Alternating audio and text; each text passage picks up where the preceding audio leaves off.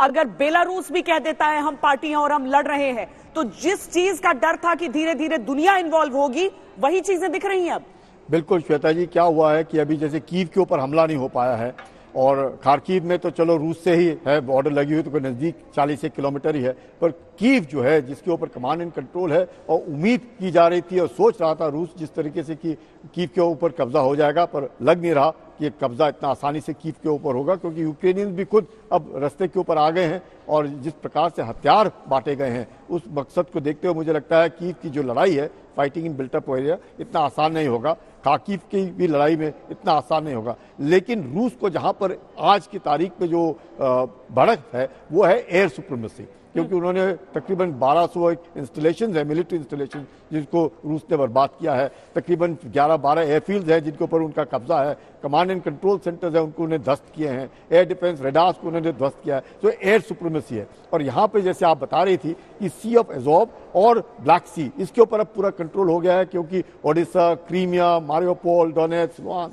ये पूरा का पूरा एरिया अब रूस ने ले लिया है। इस चीज को मद्देनजर रखते हुए मुझे लगता है एक नेवल ब्लॉकेड, दूसरा एयर सुप्रीमेसी, बट लड़ाई है अब जमीन के ऊपर। और ये जो लड़ाई है, क्योंकि जिस प्रकार से यूक्रेन को जैवलिन्स और मिसाइल्स और ये अपने स्टिंगर मिसाइल्स मिले हैं, इससे जबरदस्त अब रूस को परेशानी होगी, क्योंकि स्टिंगर मिसाइल्स हैं फॉर डिस्ट्रक्शन ऑफ एयरक्राफ्ट, ये है ग्राउंड टू एयर, और जो जैवलिन मिसाइल्स हैं वो है एंटी टैंक मिसाइल। तो ये जो है, और उनका इस्तेमाल दिख भी रहा था। अगर इतना आसान भी रहता तो आज बेलारूस को ये कहने की जरूरत नहीं होती कि हम अपने सैनिक भी उतारेंगे मैदान में। रूस के पास किस चीज की कमी, सीधी सी बात थी। लेकिन अगर बेलारूस भी कह रहा है कि हमारे भी सैनिक आगे जाएंगे, अभी तक तो सिर्फ जमीन देने की बात थी, यानी कि मामला थोड़ा थोड़ा पलट रहा है। हम ये नहीं कहेंगे कि यूक्रेन को अपर हैंड है, लेकिन हम ये जरूर कह सकते हैं जनरल कुलकर्णी कि यूक्रेन मुकाबले में है इस समय। रूस पूरी तरीके से धाराशाही उसे नहीं कर पाया।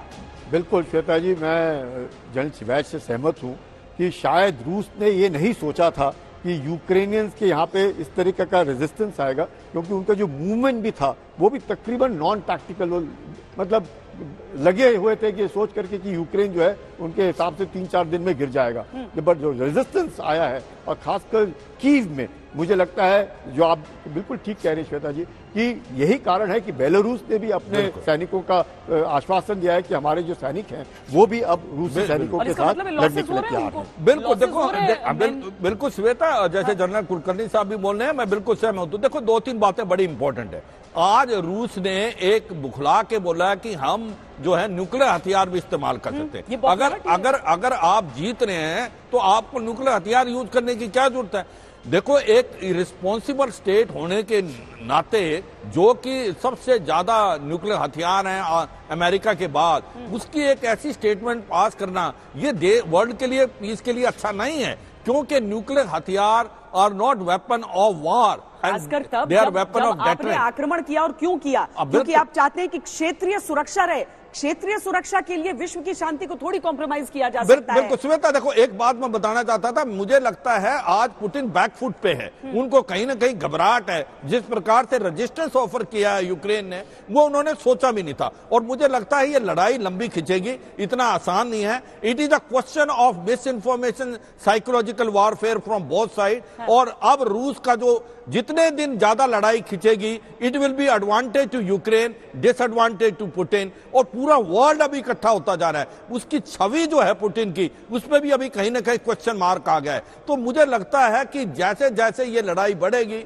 वैसे वैसे ये इकोनॉमिक सैंक्शन भी जो लगाए हैं उनका भी इंपैक्ट स्टार्ट हो जाएगा, और बड़ी प्रॉब्लम आने वाली है रूस को।